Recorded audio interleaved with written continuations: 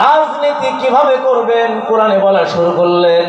ব্যবসা কিভাবে চালাবেন নবী মুহাম্মদ রাসূলুল্লাহ সাল্লাল্লাহু আলাইহি ওয়াসাল্লাম ওই সময় মদিনার পরিধি ছিল 9.5 লক্ষ বর্গ মাইল। এই 9.5 লক্ষ বর্গ মাইল এই বিশাল সাম্রাজ্যের প্রেসিডেন্ট হয়ে গেলেন বিশ্বনবী মুহাম্মদ রাসূলুল্লাহ সাল্লাল্লাহু আলাইহি ওয়াসাল্লাম। আল্লাহ রাব্বুল আলামিন এবার মদিনায় এই কোরআনের বড় বড় আয়াতগুলো অবতীর্ণ করা শুরু করলেন। আয়াতের মধ্যে ইসলামী শরিয়াতের হুকুম আছে, আপনি বিচার কিভাবে করবেন কোরআন আল্লাহ রাব্বুল আলামিন নবীকে বলা শুরু করলেন। কোরআনে বলা শুরু করলেন। রাজনীতি কিভাবে করবেন কোরআনে বলা শুরু করলেন।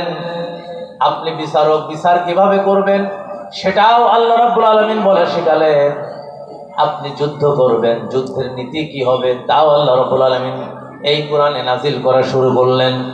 এভাবে করে 10 বছর ধরে আল্লাহ রাব্বুল আলামিন নবীর উপরে মাদানী সূরাগুলো নাজিল করার মাধ্যমে টোটাল রাষ্ট্র কাঠামো কিভাবে পরিচালিত হবে, মুসলমানরা রাষ্ট্র ক্ষমতায় গেলেন কিভাবে রাষ্ট্র পরিচালনা করবে, মুসলমানরা যদি কোথাও ক্ষমতা প্রাপ্ত হয় কিভাবে সেই সমাজ চালাবে, রাষ্ট্র চালাবে, আল্লাহ রাব্বুল আলামিন সব কিছু নবী মুহাম্মদ সাল্লাল্লাহু আলাইহি সাল্লামকে কোরআন নাজিল করে করে বলে দিতে শুরু করলে।